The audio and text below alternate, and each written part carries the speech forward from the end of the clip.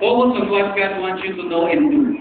God's people perish because of lack of knowledge. Makita po natin sa 1 Chronicles 14:14. Di ba makita po natin doon? And once again, David asked God what to do. At sumumpuni ulit siya sa Lord kung paano gagawin niya. Nahanod yung buhay niya nagtitiwala sa Panginoon.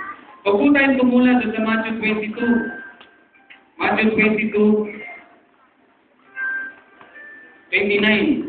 Jesus replied, "Your mistake is that you don't know the scriptures and you don't know the power of God." Huwag po tayong matulad po dyan sa sinabihan ni Jesus. Kasi hindi nyo alam yung scriptures, hindi nyo alam yung power ng Diyos na nasa inyo na pala. Tapos kasi tayo yung sasabihin ng gagawin. Nagmamadali pa tayo minsan pag isinay sa sumali. Para rin kung natin marinig ang Diyos, mag-spend time tayo sa Panginoon or devotion, morning devotion. At araw-araw talaga magbasa tayo sa salita niya. Lalaki po yung mulay. At ito yung wisdom ng God sa Panginoon. Amen? At panghuli po, hindi ko na po inilagay dyan yung number 5. Focus on Jesus. At sabi doon sa verse 17 po, sa 1 Chronicles chapter 14, verse 17. 14 verse 17.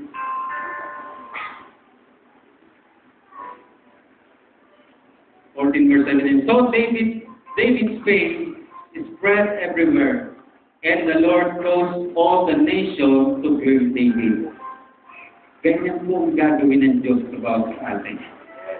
Magiging famous daw po tayo, saan mo tayo pupunta. At ano naman ang saan tayo muna talaga pong itatanyag ng Panginoon ang bawat sa atin. Amen? Sabi sa Hebrews, chapter 12, verse 2, because let us speak our eyes unto Jesus, the author and finisher of our faith. Na talaga po, pagka tayo nag-focus sa Panginoon, matitindi po yung magiging famous po tayo. Focus on Jesus, and He will make us famous for the glory of God. Amen? Amen. Sige po tayo natin tumayo at tayo po salamat sa Panginoon.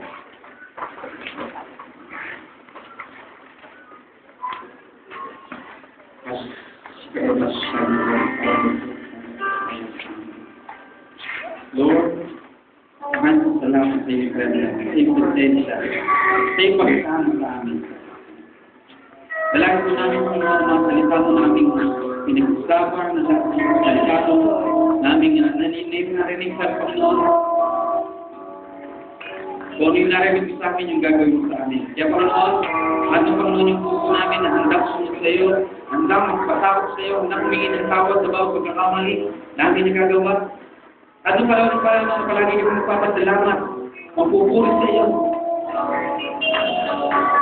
Patuloy po noon na kami magiging magbabasa palagi na yung salita upang hindi kami maging mangmang sa iyong kapangyarihan, sa iyong mga pangako, Panginoon.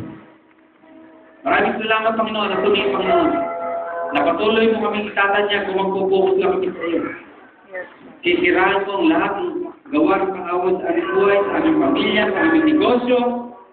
We declare restoration, Panginoon, sa bawat family. Sa mga negosyo na nalumi, Panginoon, we declare restoration, Lord. At Panginoon, itong last list, Panginoon, mga negosyante, patuloy may tataas, itatanyag. At patuloy, Panginoon, they will accumulate wealth. At ang lahat ng mga anak mo, Panginoon, na righteous, Lord, sabi mo, Panginoon, the wealth of the wicked will be transferred to the hands of the righteous. Amen. Lord, kami na pinanal mo sa maging na yung kapayang Panginoon. Alam namin, Panginoon, yung mga wealth, Panginoon, itatransfer mo sa amin. Patuloy, Panginoon. Dahil nabago na yung isipan namin, natuto kami, Panginoon, na yung mga kayamanan, yung mga madalang bagay ito, ay lilipas lamang. At dapat lang pala namin itong gamitin para sa iyong pagkakas. Hindi para sa sariling kapakinabangan. Ito lahat na para sa iyong pagkakas. At meron din ito para sa aming mga pagkakas. Lord, maraming salamat. Muli sa iyo, Panginoon, na kapurihan, sa iyong kalulatihan. In Jesus' mighty name we pray. Amen.